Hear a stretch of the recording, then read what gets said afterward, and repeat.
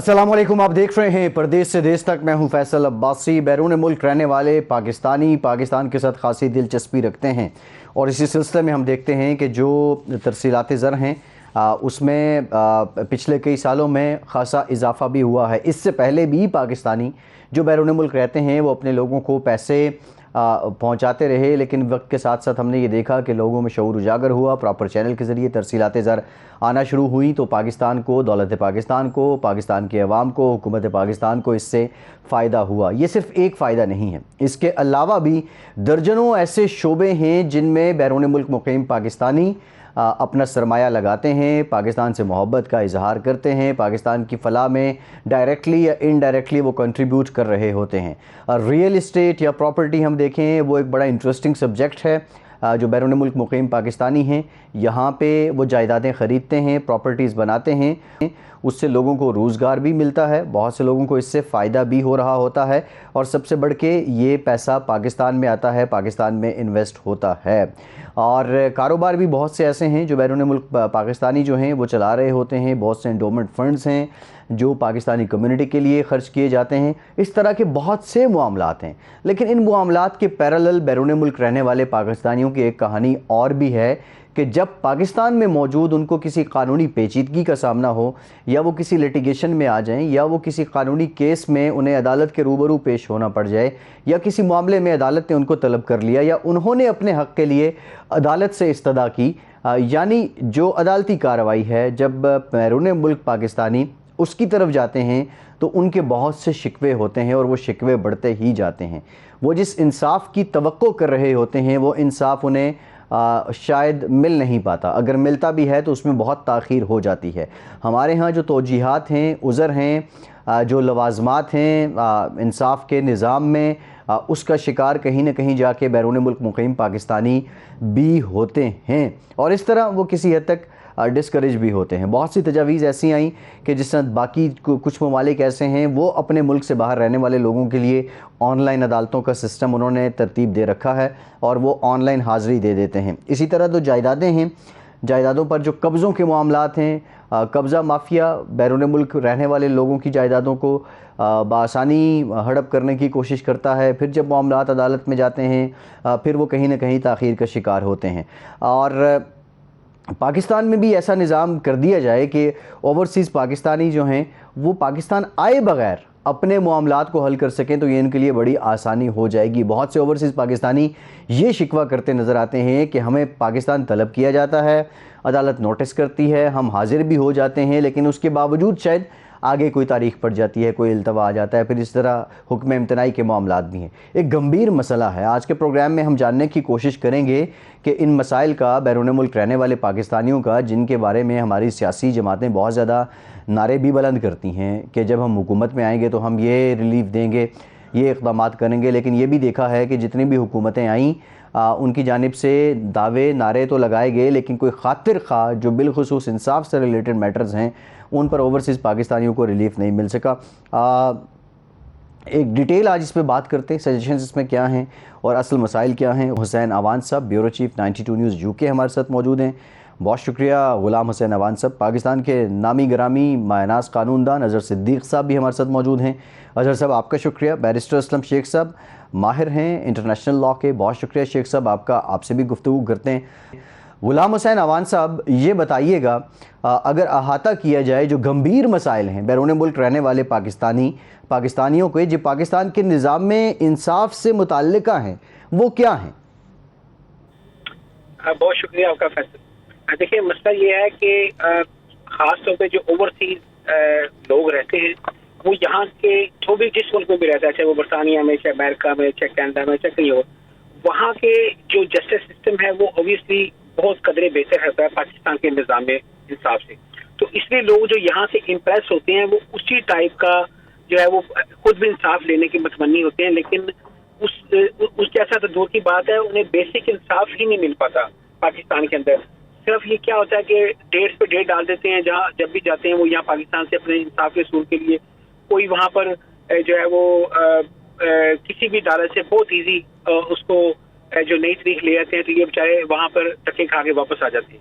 हमने ये देखा है कि जब स्पेशली पैंडेमिक के दौरान जो है वो एक बहुत अच्छी चीज डेवलप हुई है, खासतौर पे यूरोप के अंदर या कोरोना में, वो ये है कि वर्चुअल जो है वो हेयरिंग होती है और ऑनलाइन जो है वो आपको फैसिलिटेट किया जाता है। और बहुत जबरदस्त है, मैंने ये 2-3 एक्सपीरियंस किए हैं दोस्तों के साथ बैठकर, कि वो आपको ज़ाहिर है कंप्यूटर के ऊपर जो है वो अदालत का जो जज होता है वो आपको एक लिंक खुद भेजता है, और वो जब लिंक भेजता है तो फिर जो भी सामने साइल होता है या दरख्वास्त गुजार होता है उसको वो उसकी आइडेंटिफिकेशन खुद ऑनलाइन चेक करता है। जब वो तसल्ली कर लेता है कि ये वही बंदा है जिससे मैं बात करना चाह रहा हूँ, चाहे वो गवाह है चाहे वही साइल है, तो उसके बाद जो है वो बिल्कुल रूबरू इसी तरह बैठ जाते हैं जिस तरह वो ऑनलाइन स्क्रीन के जरिए बैठे होते हैं। तो उनसे जो है वो तमाम शवाहिद, तमाम जो क्वेश्चन रिक्वायर्ड होते हैं वो करते हैं, फिर क्रॉस क्वेश्चनिंग होती है, वो बताते हैं जी आज हमने 5 घंटे या 4 घंटे की हेयरिंग करनी है और आज हमने इसका फैसला भी सुना देना है। सम केसेस के अंदर हो भी जाता है कि वो एक और डेट डाल देते हैं, लेकिन मोस्टली वो सारी बातचीत करके उसको सम अप करके केस को फैसला सुनाते हैं। तो ये बहुत जबरदस्त मैं कहूँगा कामयाब तजर्बा यहाँ पर चल रहा है। और हम जो है वो अगर हमें किसी भी जो मुल्क के अंदर अच्छा निज़ाम इस तरह का है, हमें उससे सीखना चाहिए। आज हमारे साथ बहुत जबरदस्त जो है वो माहिर कवानीन का पैनल है। अजहर सिद्दीक साहब ज़ाहिर है पाकिस्तान का फख्र भी हैं, इतना बड़ा नाम है पाकिस्तान का। असलम शेख साहब हैं, बरतानिया के अंदर भी अपनी इतनी जबरदस्त प्रैक्टिस करके गए हैं, आजकल लाहौर हाई कोर्ट में कर रहे हैं। तो इनका तो दोनों ममालिक का तजर्बा। अजहर सिद्दीक साहब भी ज़ाहिर है जो पाकिस्तान से बाहर जितने भी ममालिक हैं उनकी कवानीन को भी बड़ी अच्छी नजर है।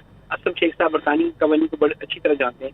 तो ये हम रिट पिटीशन के जरिए हम अदालतों को थोड़ा सा जगा के या उनसे बातचीत करके ये मसला हल कर सकते हैं।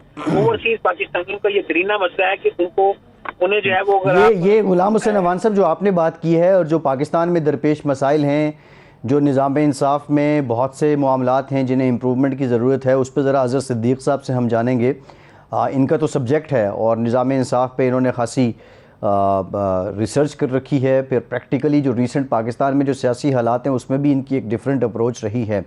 अज़हर सिद्दीक साहब, ओवरसीज़ पाकिस्तानी जो हैं, हमने ये देखा कि बहुत से मामलात ऐसे जिसमें साबिक चीफ जस्टिस जो थे उनको लाहौर, इवन आप भी लाहौर से हैं, लाहौर में जो ओवरसीज़ पाकिस्तानियों की ज़मीनों पे कब्ज़े थे उनके नोटिस लेने पड़े।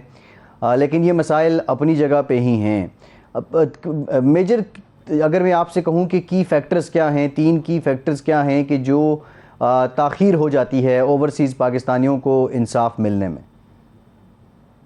बहुत शुक्रिया जी, and thanks a lot once again to channel 92 के ओवरसीज के मसाइल को अगर तमाम बड़े चैनल में सबसे बेहतर तौर पर अगर कोई उजागर कर रहा है तो वो आपकी टीम है, और ख़ास तौर पर गुलाम हुसैन साहब। मैं इनको देखता रहता हूँ, इनके हवाले से बहुत से ओवरसीज पाकिस्तानियों के मेरे तक फ़ोन भी आते हैं, उनके मसाइल हम हल करने की कोशिश करते रहते हैं, लेकिन इस तरह मसाइल हल नहीं होने। असल जो मसला है वो हमारे यहाँ 2 तरह से मसाइल हैं। एक तो याद रखना है कि ओवरसीज पाकिस्तानी वो पाकिस्तानी है, सिर्फ वो for the time being Pakistan से बाहर जाता है तो उसके कुछ सर्टेन राइट्स उस कॉन्टेक्स्ट में दूसरे मुल्क में शिफ्ट हो जाते हैं, लेकिन उसके सारे राइट चाहे उस बाहर क्यों ना बैठा हो वो एग्जिस्ट करते हैं। ये कहा जाए मिसाल के तौर पर वोटर राइट वो उसका है, वो आइन भी फ्राहम करता है, कानून भी फ्राहम करता है। इसी तरह उसे राइट है लिटिगेशन में उनके अगेंस्ट कोई केस हो या कोई उनके कॉन्स्टिट्यूशनल राइट को फंडामेंटल राइट के हवाले, प्रॉपर्टी रखने के हवाले से, ये सारे राइट एग्जिस्ट करते हैं। लेकिन उसकी एग्जीक्यूशन में सबसे बड़ा ये है कि हमारे यहाँ प्रॉपर्टीज का निज़ाम जो है ना वो कंप्यूटराइज नहीं है, और वो कोशिश करते रहे कि पाकिस्तान लैंड रिकॉर्ड अथॉरिटी के जरिए बना दे, लेकिन क्या करें यहाँ पर LDA है, डिफेंस हाउसिंग अथॉरिटी है, डिफरेंट हाउसिंग सोसाइटीज हैं, और कुछ ऐसी एरियाज में ये सबसे पहला मसला बता रहा हूँ जो प्रॉपर्टीज के हवाले से हमारे ओवरसीज को पेश आता है, क्योंकि वो मुल्क से बाहर बैठे होते हैं, पैसा सरमाया करते हैं, यहाँ इन्वेस्ट करते हैं, समझते हैं ये आदमी बेहतर है, और वो चक्कर में भी आ जाते हैं और पैसे भी बाकायदा अकाउंट पे ट्रांसफर कर दिए जाते हैं। कल जब वो आकर पोजेशन के लिए आते हैं तो पता लगता है कि जनाब वो सोसाइटी एग्जिस्ट नहीं करती, या वो राइट किसी को ट्रांसफर कर दिया या ट्रांसफर खत्म कर दिया। अब जब यहाँ से बंद कोई नहीं है, यानी जो पैसे भेज रहे हैं कर रहे हैं, कोई गवर्नमेंट का ऐसा डिपार्टमेंट नहीं है जो इसको मॉनिटर कर रहा है, ये सबसे बड़ा लैक है यहाँ तक। इसी तरह वो रिकॉर्ड जो कंप्यूटराइज रिकॉर्ड नहीं है, ताकि ये ना हो प्रॉपर्टी के ऊपर प्रॉपर्टी बिक रही है, कर रही है, पूरी दुनिया के अंदर इसको कंप्यूटराइज कर दिया है और उससे बहुत बेहतर हो गया। कानून साजी में भी ये मसला है। दूसरा उनका मसला जो आ रहा है, अगर प्रॉपर्टी का किसी ने नाजायज कब्जा कर दिया तो उसको स्टोर करने के लिए तो आना कोर्टों में पड़ता है, और पाकिस्तान में सिविल कोर्टों में मसला ये तो साल लगा देता है। फिर इशू उनके मिसाल के तौर पर उनका मियाँ बीवी का कोई झगड़ा हो जाता है, बीवी पाकिस्तान में होती है, मियाँ वहां होता है, वहां को मसाइल आ जाती हैं। तीसरा मसला उनका पुलिस के साथ आता है। चौथा जो मसला उनका FIA में वो इमिग्रेशन के कॉन्टेक्स्ट में चीजें आती हैं जिनको बैठ के देखना होता है। यहाँ हमने कानून तो बना दिए, हमने कमीशन भी बना दी है, लेकिन ये कमीशन ही बन के रह गए। 2-3 वजूहत है। सबसे पहला है कि अदालतों में हमने इसको कोई शक नहीं है, सुप्रीम कोर्ट ने कहा कि इनको प्रायोरिटी बेस पे लें, हाई कोर्ट ने कहा इसको प्रायोरिटी पे, लेकिन मैंने वो प्रायोरिटी देखी नहीं है, क्योंकि ये डाटा कंपोजिट एक जगह है नहीं है। वो चीज अगर कमीशन पाकिस्तान लेवल पे और तमाम सूबों पे एक अथॉरिटी की शक्ल में बन जाए ये कि वफाक और सूबे। अच्छा, इस पे हम आएंगे, इस पे जरा मुफस्सल बात करेंगे। अजहर सिद्दीक साहब, ओवरसीज पाकिस्तानी कमीशन जो है इसका क्या किरदार है, अब तक इसने कितना लोगों को रिलीफ दिए, इस पे जरा एक ब्रेक के बाद डिटेल बात करते हैं हमारे साथ।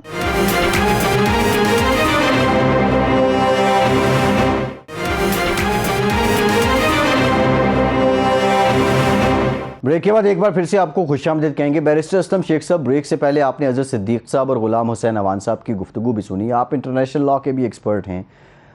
डिफरेंस क्या है? क्या हमारे और जो तरक्की याफ्ता ममालिक हैं, जो सोशल वेलफेयर स्टेट्स हैं, उनके कवानीन डिफरेंट हैं या कवानीन में तकरीबन मुमासलत है?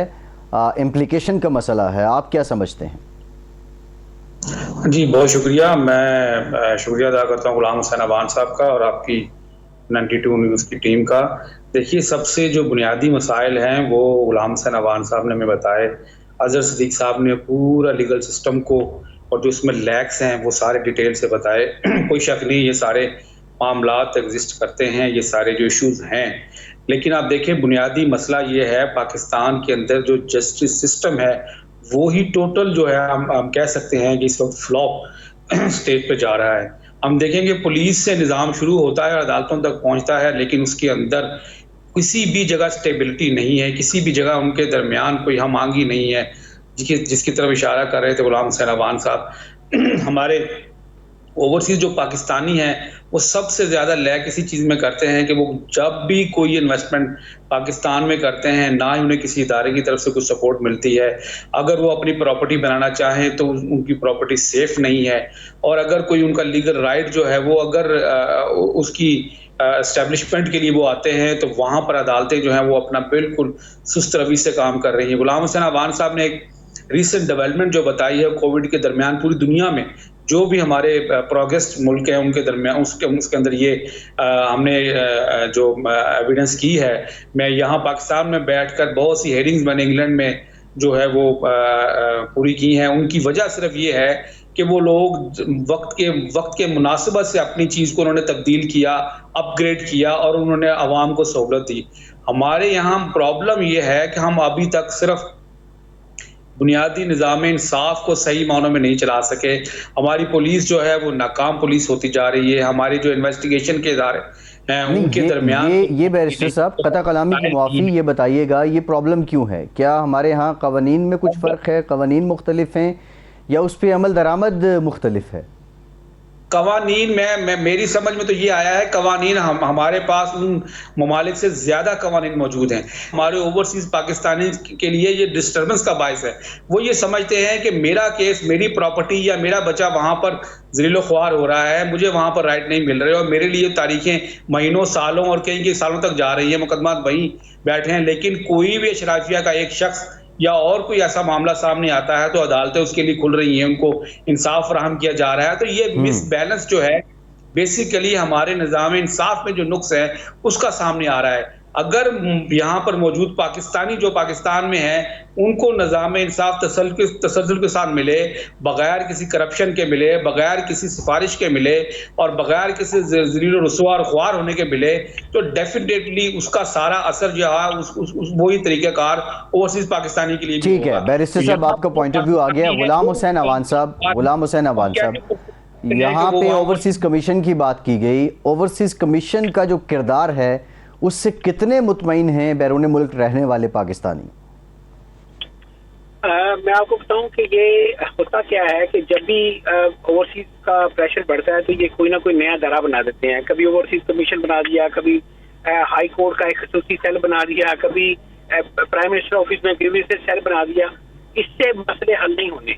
मसला हल तब होना है जब आप जो रूट काज है उसको देखेंगे। रूट काज ये है कि ओवरसीज पाकिस्तानी जब छुट्टियां गुजारने के लिए महीना 2 महीने के लिए पाकिस्तान आते हैं तो वो चाहते हैं कि उस दौरान उनकी चाहे डेली बुनियादों पर जो है वो समात हो, चाहे उसके बाद ऑनलाइन हो जाए, कुछ हो जाए, उनको उस तरीके से अगर जब तक आप ये नहीं मैं कहता कि ओवरसीज पाकिस्तानियों को आप कोई एलीट क्लास सिटी के तौर पर ले, ये ऐसा भी नहीं है, लेकिन आप उनको कम से कम उनकी मजबूरियों को मद्देनजर रखते हुए अगर आप उनको स्पीडी इंसाफ दे देंगे, ट्रायल दे देंगे। ये तो नहीं है कि हर दफा ओवरसीज पाकिस्तानी ने ही मुकदमा जीतना है, लेकिन अगर आप स्पीडी ट्रायल दे देंगे, अगर आप उनको फैसिलिटेट करेंगे, उनको सिर्फ इंसाफ लेने के लिए जो रास्ता है वो क्लियर करेंगे तो मेरे ख्याल से बहुत सारे गिले दूर हो जाएंगे। होता ये है कि आप अदालत में गए हैं तो पता चला ये दूसरी पार्टी जो है वो वकील का बहाना करके, वकील बीमार है या कोई और बीमार है तो उसका बहाना करके कुछ छोटा मोटा खर्चा लगा के डेट लेके निकल गई है और आप वहां पर जीरो ख्वार होके वापस चले जाते हैं।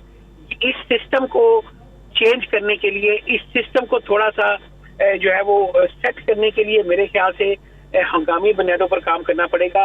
अदरवाइज ये ओवरसीज पाकिस्तानियों की मायूसी जो है वो मजीद बढ़ती जाएगी और जो हमारी आने वाली नस्ल है, अगर हम मायूस होंगे तो हमारी जो आने वाली नस्ल है, हमारे जो बच्चे हैं वो यकीनन जो है वो पाकिस्तान जाने को तरजीह नहीं देंगे और वो कोशिश यही करेंगे कि यही कहेंगे जी अगर आपको इंसाफ नहीं मिल रहा इस पाकिस्तान से और आप धक्के खा रहे हैं तो हम वहाँ हमने जाके क्या करना है। और फिर आपको जब आपकी मईशत जो है वो ओवरसीज पाकिस्तानियों की रेवेन्यूज के ऊपर जब जो है वो इन्हिसार कर रही हो तो फिर भी आप उनसे सिर्फ ओवरसीज के लिए यही कहें कि हमें वोट ही दे दें। ये ना कहें कि आप खुद असेंबलियों में आकर बैठे, आप खुद आकर अपना मुकदमा लड़े। वो कहते हैं जी वो हम आपको राइट नहीं देंगे। अच्छा, वोट बड़ा इंटरेस्टिंग सब्जेक्ट है गुलाम हुसैन अवान साहब। वोट बड़ा इंटरेस्टिंग सब्जेक्ट है, इस पे हम आएंगे। ये जो पाकिस्तान में भी बहस चल रही है, तहरीक इंसाफ ने कोशिश की ओवरसीज पाकिस्तानियों को वोट देने का राइट दिया जाए। अब ये एक अलग डिबेट है, इस पे हम आएंगे। लेकिन अजहर सिद्दीक साहब, अभी यहाँ पे ऑनलाइन कोर्ट्स की बात हो रही है। हमने देखा जस्टिस आसिफ खोसा साहब के ज़माने में सुप्रीम कोर्ट ने भी कुछ ऑनलाइन जो हैं वो हेयरिंग्स की। फिर इसी तरह एक पेशी में साबिक वज़ीर-ए-आज़म इमरान खान जो थे उन्होंने ऑनलाइन जज के सामने अपना बयान रिकॉर्ड करवाया। लोअर कोर्ट्स में और बिलखुसूस जो सिविल मैटर्स हैं, सिविल कोर्ट्स हैं, इसमें रुकावट क्या है, अमर क्या माने हैं अगर इस सिस्टम को थोड़ा वर्चुअल कर दिया जाए, डिजिटाइज कर दिया जाए, ऑनलाइन कर दिया जाए? अजहर साहब देखिए, यहाँ बुनियादी तौर पर इमरान खान साहब की गवर्नमेंट जाने से कबल there are number of amendment जो स्टैट्यूटरी तजवीज़ की गई थी, उनमें अपना ऑनलाइन कोर्ट्स के हवाले से, प्रोसीडिंग के हवाले से, एविडेंस के हवाले से ये बहुत सी चीजें सजेस्ट की गई थी। उसके लिए हमें आपको पता है कानून शहादत में ऑर्डर में तरमीम करना थी, सिविल प्रोसीजर कोड में कई चीजें कवर अप हो चुकी है। मैं उससे आगे कहता हूं कि जब आपका कानून यहाँ उस चीज का आपने कानून बनाया है, उसी के अंदर अगर ये राइट दे दें, ये चीजें आप ऐड कर दें और वो राइट ओवर राइड कर जाएगा और उसमें कोई मुश्किल नहीं होगा। और मैं अब सोच रहा हूँ और आपके प्रोग्राम के तवस्सुत से ये मैं बता रहा हूँ कि हमने पहले भी इस मामले को टेकअप किया हुआ है कि ओवरसीज के राइट के वोट के राइट की हमने पिटीशन दायर की है। आज मैं ऐलान करता हूँ कि इंशाल्लाह ये जो लेजिस्लेशन में जो कमियां हैं, कोताहियां हैं, वफाकी सतह पर या सूबाई सतह पर कुछ नोटिस मैंने पहले लिए हुए हैं और डाले हुए हैं, इंशाल्लाह इसको भी एक पिटीशन की शक्ल में लेके जाएंगे कि जो कमियां हैं वो पूरियां हो सके और जो यानी इनको एक अलग क्लास ट्रीट करना है। असल जो इश्यू जो हम बात करना चाह रही है ना, हम इसको एक अलग क्लास ट्रीट करना चाह रहे हैं कि ये एक अलग क्लास ट्रीट हो जो ओवरसीज और उनके राइट और प्रिविलेज जो है ना वो सेपरेटली मार्क हो सके और हर एक को फिर यानी अदालतें भी पाबंद हो, अदालती रूल्स में, सिविल प्रोसीजर कोड में, क्रिमिनल प्रोसीजर कोड के अंदर, और इसी तरह जो सुप्रीम कोर्ट के रूल्स हैं वहां भी तरामीम हो सके। ऑनलाइन देखिए, सिर्फ खाली एक एविडेंस रिकॉर्ड करने के लिए हर हियरिंग पे ऑनलाइन अवेलेबिलिटी होनी चाहिए, टाइम फिक्स कर दिया जाए ताकि वो भी उस टाइम पे कोर्ट के अंदर आए और उसी टाइम के अंदर बैठकर इन सब चीजों को देखा जाए। यानी सिर्फ ये नहीं कि सिर्फ एविडेंस की हद तक, हर डेट की और बाकायदा इसमें टाइम लिमिट रखी जानी चाहिए। यानी 2 महीने या 3 महीनों के अंदर सिविल कोर्ट में, फौजदारी कोर्ट में या ट्रांसफर के आपके आपको रेवेन्यू के मामला हैं, वो एक लिमिटेड टाइम के अंदर अंदर ये सारे खत्म होने चाहिए। उसके बाद अपील का प्रोसेस भी सुप्रीम और हाई कोर्ट या सुप्रीम कोर्ट, उसमें भी वहां पर इस तरह का निजाम अवेलेबल होना चाहिए। और हम इसमें एक बड़ा आसान काम भी कर सकते हैं। देखिए ये कोई मुश्किल काम नहीं है। अगर आप घर से ऑनलाइन नहीं आना चाहते हैं तो आप अपनी एम्बेसी के अंदर हम इस तरह का एक डाटा निजाम एक लगा सकते हैं कि वहाँ वीडियो कॉन्फ्रेंस के जरिए हर चीज बैठकर आप देख सके। एक कमरा ही आपने डेडिकेट करना है कोर्ट्स के लिए और एक ऑफिसर वहां बिठाना है जो बैठ कर सारे मसाइल को देख सकेगा। और ये मुश्किल काम, लेकिन नीयत चाहिए इस काम के लिए। मुझे लग रहा है अल्टीमेटली ये कोर्टों में आकर इन मामलों को सेटल करना है। पॉलिटिकल गवर्नमेंट कोई इसको उस तरह सेटल करती हुई मुझे नजर नहीं आ रही है। बड़े जजमेंट भी इसके ऊपर मौजूद अब इस है। पे ये भी तो एक सवाल है कि लेजिस्लेशन किस हद तक हो चुकी है। इमरान खान का अगर ये प्रपोजल था उनकी गवर्नमेंट का, तो इसको फिर फाइनल शक्ल क्यों नहीं दी जा सकी, ये भी एक सवाल है। अदर साहब ब्रेक के बाद जरा बात करें, हमारे साथ रहिए।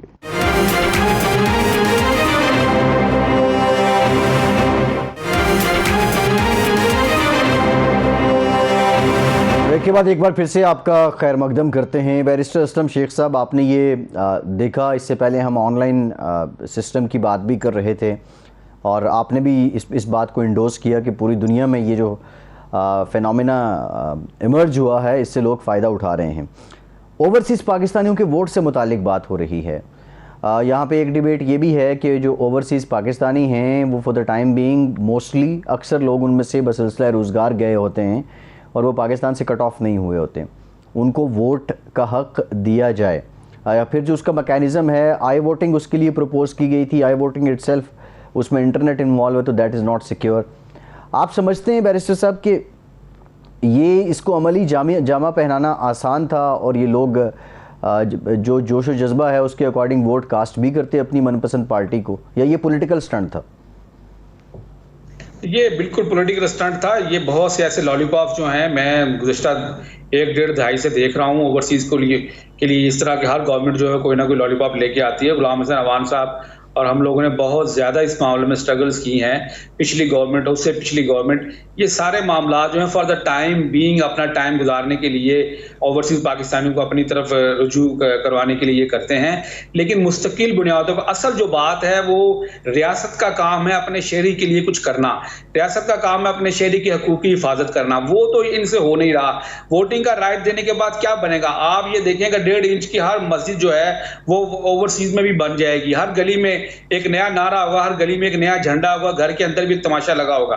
बात दरअसल ये है कि ओवरसीज पाकिस्तानी अगर इतने यूजफुल हैं पाकिस्तान के लिए तो उनके जो राइट्स हैं पाकिस्तानियों के बराबर कम से कम किए जाएं, उनको वहां से आने जाने के लिए सहूलत दी जाए। एयरपोर्ट के ऊपर जितना हमारा ओवरसीज जलील होता है, मैं आपको बता नहीं सकता है कि 18 ग्रेड का ऑफिसर जो है वो एयरपोर्ट में एंटर होता है तो वीआईपी तरीके से वो कट मार के और उसको प्रोटोकॉल के जरिए लेके जाया जाता है। ओवरसीज पाकिस्तानी जिसके रुपए पैसे से, जिसकी मेहनत मजदूरी कमाई से इस मुल्क के अंदर इतनी खुशहाली आती है, उसको वहां पर लाइनों में खड़ा करके उसके सामान की तलाशी ली जाती है, मोबाइल पर टैक्स लिया जाता है, उसकी प्रॉपर्टी यहाँ पर अनसेफ है, मैं यहाँ पर भुगत रहा हूँ ये सारे मामला। तो बात दरअसल ये है कि पाकिस्तान के अंदर जब तक जस्टिस सिस्टम को ठीक नहीं किया जाएगा, जब तक पाकिस्तान के अंदर कानून इंसाफ जो है वो सारा बराबर एक सतह पर नहीं दिया जाएगा, फिर आप ये सिंगल आउट नहीं कर सकते। माजरत के साथ ने ये तो कहा कि ओवरसीज को प्रायोरिटी दी जाएगी, लेकिन वो प्रायोरिटी जैसे मंसूर अली शाह साहब की जजमेंट ऑलरेडी 2016 में मौजूद है कि किसी भी शहरी को प्रायोरिटी इस बुनियाद पर नहीं दी जाएगी कि वो ओवरसीज है, तो वहां पर वो आड़े आएगा। पाकिस्तान के अंदर ये सिस्टम अगर पूरे जस्टिस सिस्टम के साथ पैरेलल चलाया जाएगा फिर तो ठीक है। अगर आप ये कहें कि ओवरसीज का केस है उसको प्रायोरिटी के ऊपर चलाया जाए, उनको कोई ज्यादा अफादियत दी जाए, उन्हें कोई ज्यादा हक दिया जाए, तो वो चलने नहीं दिया जाएगा। उसकी वजह यह है कि बाकी शख्स जो पाकिस्तान में मौजूद है, दूसरी तरफ से पार्टी भी देखना पड़ेगा, दूसरी पार्टी पाकिस्तानी होगी तो वो ये प्रायोरिटी आगे नहीं चलने देगी। और यही रुकावटें बार बार आती हैं क्योंकि जस्टिस सिस्टम जो मौजूदा है वो फौजदारी हो या सिविल हो, उसके अंदर बहुत से लकुनात मौजूद हैं। उसके अंदर सिस्टम जो काफी स्लो है, सिविल कोर्ट्स हो, जो हमारी क्रिमिनल कोर्ट्स हो, हाई कोर्ट हो, सुप्रीम कोर्ट हो, अपीलें और बाकी मुकदमात सालों साल पेंडिंग है। जब ये सारे सिस्टम को एक नज़र से देखा जाएगा तो ही मामला जो है वो ओवरसीज पाकिस्तानी की तरफ जाएगा। तब ये देखा जाएगा कि उन्हें वहां पर क्या प्रायोरिटी मिलनी चाहिए, नहीं मिलनी चाहिए। ओवरऑल सिस्टम जो हो इतना स्लो है जिसकी कोई मिसाल नहीं मिलती। पूरी दुनिया में आप देखें कि ये मामला इस तरह नहीं चलते, कॉस्ट सिस्टम नहीं है।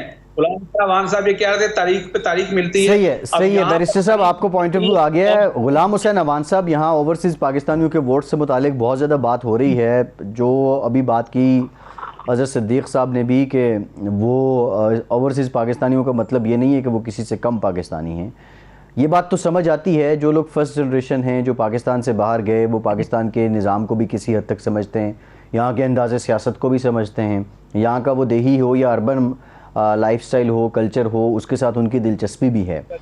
लेकिन जो लोग अब सेकंड जनरेशन हैं, जिनके आबाओ अजदाद गए और वो बाकी जो उनकी अब नस्ल है वो वहीं पैदा हुई, उसका कितना इंटरेस्ट है पाकिस्तान की सियासत में? वो पाकिस्तान की सियासत, पाकिस्तान के कल्चर के बारे में कितना दिलचस्पी रखते हैं और उसको कितना समझते हैं? और इस बेस पे आप समझते हैं कि उनकी प्रायोरिटी पाकिस्तान पहले और वो मुल्क बाद में जिसमें वो रह रहे हैं? ये देखें, यहाँ पर भी ना ये राय जो है वो थोड़ी सी मुनक़सिम है इस बारे में। बहुत सारी ऐसी फैमिलीज हैं, चाहे उनके बच्चे यहाँ पर भी बोर्न हैं, उन्होंने अगर पाकिस्तान के साथ अपना तल्लक नहीं तोड़ा और बार बार आते जाते हैं तो ज़ाहिर है बच्चों का इंटरेस्ट पाकिस्तान की पॉलिटिक्स में भी है, पाकिस्तान के अंदर भी है। लेकिन बाज़ लोग ऐसे भी हैं जो कि यहाँ पर बोर्न है और उन्होंने इस कल्चर को ज़्यादा अपनाया हुआ है या यहाँ की पॉलिटिक्स के अंदर ज़्यादा इन्वॉल्व है, तो उनकी दिलचस्पी नहीं है। और ये बताता चलूँ कि जिस तरह कहा जाता है कि जी ये 90 लाख ओवरसीज पाकिस्तानी है, और लगता यही है, कहा यही जाता है कि जिस तरह के 90 लाख वोटर्स हैं, हालांकि ऐसा नहीं है। उसके अंदर जैसे अगर बरतानिया की बात की जाए तो यहाँ पर अगर 12 लाख ओवरसीज हैं तो उसके अंदर से जो है वो तकरीबन 7 लाख के करीब तो कश्मीरी हैं। ज़ाहिर है जिनके वोट जो है वो कश्मीर के अंदर रजिस्टर्ड हैं और वो पाकिस्तान में वोट भी नहीं डाल सकते।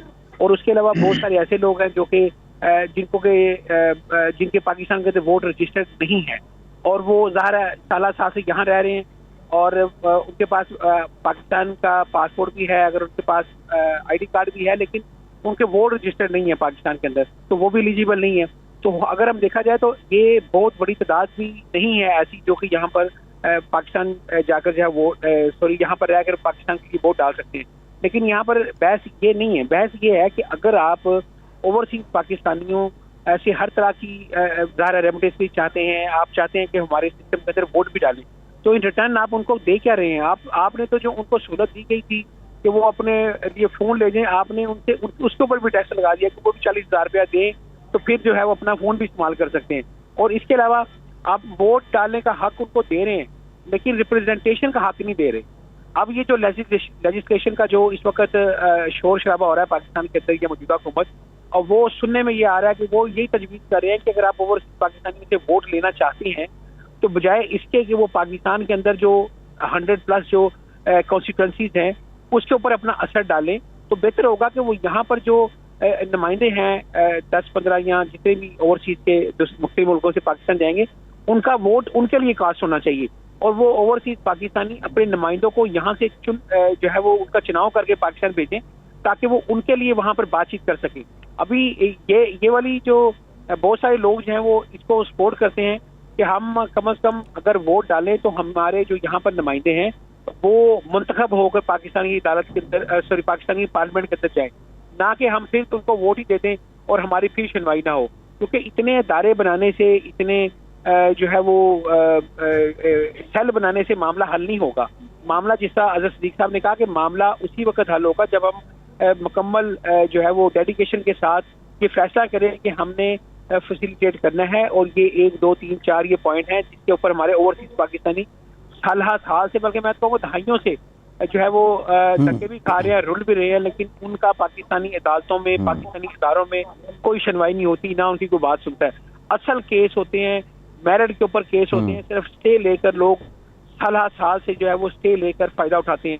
किसी को प्रॉपर्टी या कागज का हो गया, उसने अदालत से स्टे ले लिया, जी ये मेरी है, स्टे अब चल रहा है, साल से चल रहा है। अब जो बेनिफिशियरी पार्टी है उसके लिए स्टे 50 साल चल जाए, उसको कोई प्रॉब्लम नहीं है क्योंकि वो बेनिफिट उठा रही है उस प्रॉपर्टी से या उस दुकानों से या जहाँ से।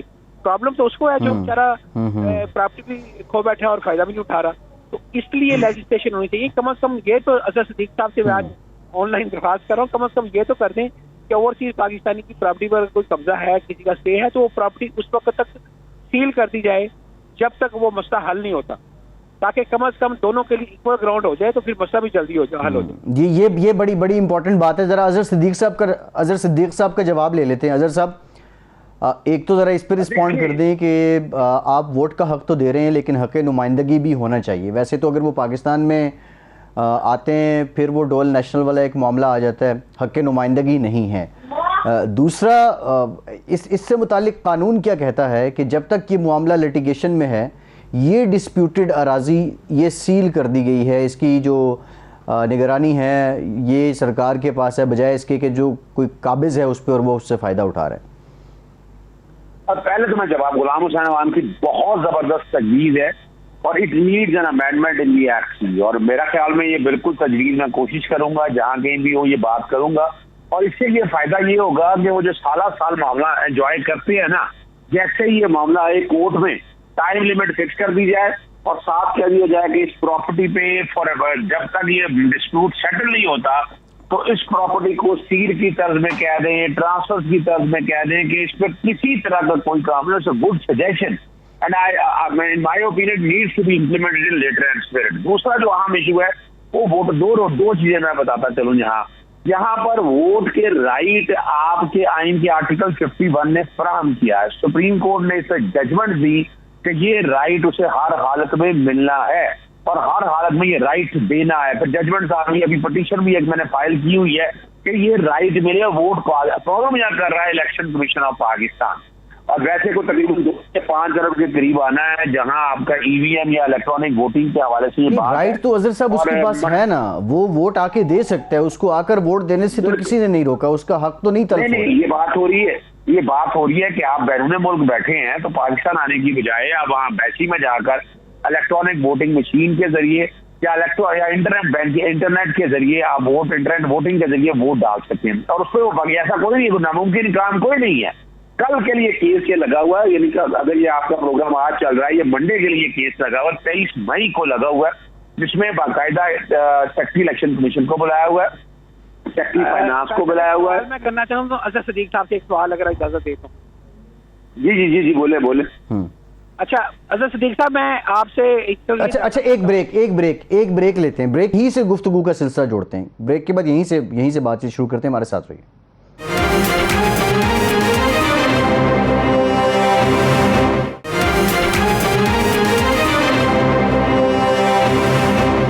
ब्रेक के बाद एक बार फिर से आपको खुशामदीद कहेंगे। गुलाम हुसैन अवान साहब, आप अजहर साहब से कुछ जानना चाह रहे थे, आप सवाल कर लें अजहर साहब, फिर आप अपनी बात जारी रखिएगा।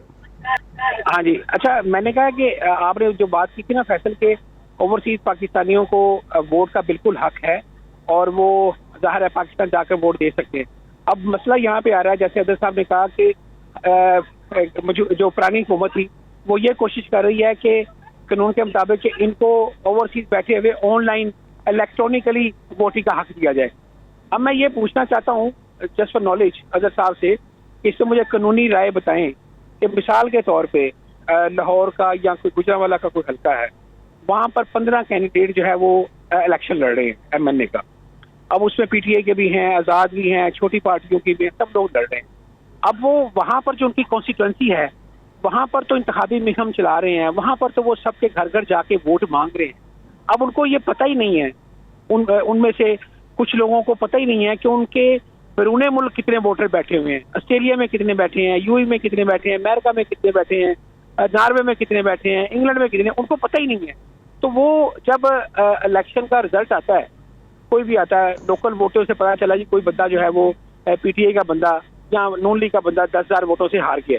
अब उसको पता चलता है जी 25,000 वोट उसका बैरून दुनिया से आ गया, एकदम ऑस्ट्रेलिया से, तो वो जीत गया। अब जो दूसरे कैंडिडेट्स हैं जो हारे हैं, उनकी जब वोटर तक एक्सेस ही नहीं है, वो वोटर पर जाके वोट ही नहीं मांग सकते, उनको पता ही नहीं है कि ऑस्ट्रेलिया में कितने वोटर हैं, यूएई में कितने हैं, अमेरिका में, उनको उनका कोई डाटा ही नहीं पता। तो वो अपनी जो कैंपेन है वो अपना मैसेज है, आज़ाद भी जो उम्मीदवार हैं वो अपना मैसेज किस तरह उन लोगों तक पहुंचा सकते हैं कि वो उनके लिए शॉकिंग या सरप्राइज नहीं हो जाएगा जब उन्हें पता चलेगा कि बाहर से वोट आके फला बता जीत गया।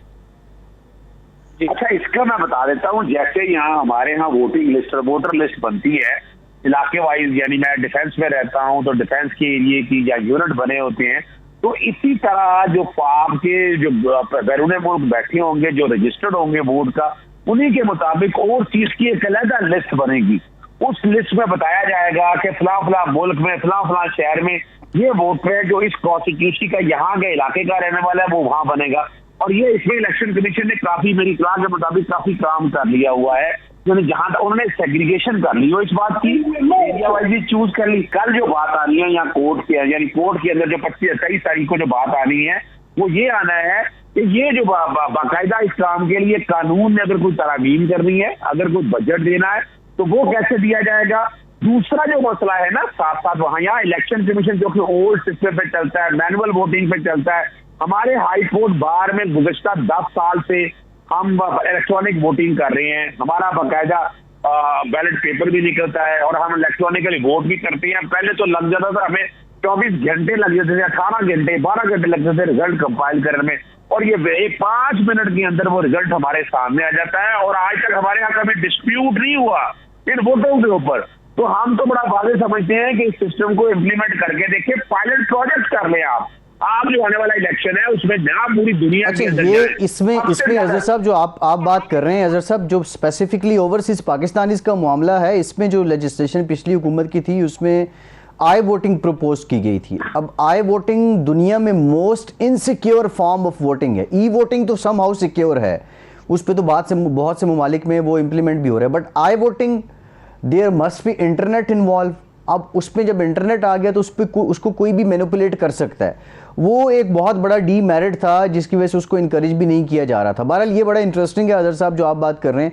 मैं ज़रा बैरिस्टर असलम शेख साहब से बात कर लूँ। बैरिस्टर साहब, आप ये समझते हैं कि आपके जो ओवरसीज पाकिस्तानी हैं उनको वोट देने का तो हक़ है, लेकिन उनको पार्लियामेंट में हक़ के नुमाइंदगी नहीं है, ये एक तजाद नहीं है? और इसमें जो मौजूदा हुकूमत की कुछ लोगों की तरफ से ये सजेशन है कि उनके लिए सीट्स को मुख्तस कर दिया जाए, जिस तरह हमारे यहाँ आज़ाद रियासत जम्मू कश्मीर की असम्बली में एक मैकेनिज़्म है उसके तहत।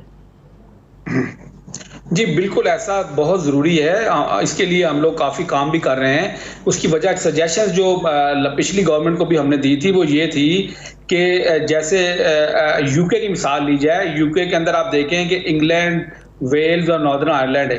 अगर इन सारे इलाकों की एक एक सीट जो है वो रिजर्व कर दी जाए और पूरे जो इंग्लैंड के अंदर है वो लोग कोई एक अपना नुमाइंदा चुनकर पाकिस्तान असम्बली के अंदर भेजें, सेनेट के अंदर भेजें, नेशनल असम्बली में भेजें, इस तरह वेल्स की सीट होगी, इस तरह स्कॉटलैंड की होगी, इस तरह हम कह सकते हैं नॉर्दर्न आयरलैंड की होगी, या इन सब की एक सीट हो सकती है।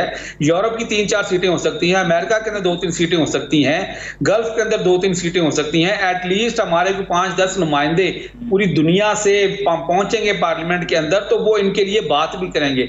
अब प्रॉब्लम जो देखें कितनी लंबी लिस्ट है, वो लिस्ट आज की नहीं है। हर एक कौमी असेंबली का नुमाइंदा जानता है ओवरसीज के मसाइल क्या हैं, हर एयरपोर्ट के ऊपर मसाइल क्या हैं, प्रॉपर्टीज के मसाइल क्या हैं, कानून दान जानते हैं, जजेस जानते हैं, अदलिया जानती है, लेकिन उनका हल नहीं निकाला जा रहा। उसकी वजह यह है कि हमारे लिए मुअस्सर आवाज उठाने वाला कोई नहीं है। ओवरसीज से सब फायदा तो उठाना चाहते हैं, लेकिन उनके मसाइल को कोई भी संजीदगी से लेने के लिए तैयार नहीं है। वोटिंग के ऊपर आप देखें कितना बड़ा इशू बना हुआ है, लेकिन वोटिंग को आसान करने के लिए, जैसे आपने कहा कि ई वोटिंग के लिए मामला ठीक है, अगर ई वोटिंग करनी है तो उसके साथ उनके लिए सीट रिजर्व करें। वो अपनी सीटों को, अपनी वोटिंग को खुद सिक्योर करेंगे, उसके लिए लड़ेंगे। जो हम उनका नुमाइंदा यहाँ पर बैठा होगा वो उसके लिए बात करेगा, वो उनके लिए एयरपोर्ट्स के ऊपर इंतजाम को ठीक करेगा, वो फ्लाइट्स के सिस्टम को ठीक करेगा, वो उनके लिए बाकी मामलात को देखेगा, कानूनी मसाइल जो है उनके ऊपर बात करेगा, वो लेजिस्लेशन के लिए राह हमवार करेगा, बाकी पार्टीज के साथ मैनिपुलेशन करेगा। अब जो वो एक वोट होगा, 2 वोट होंगे या 10 वोट होंगे, सारी पार्टीज जो हैं उसके लिए काम करेंगी।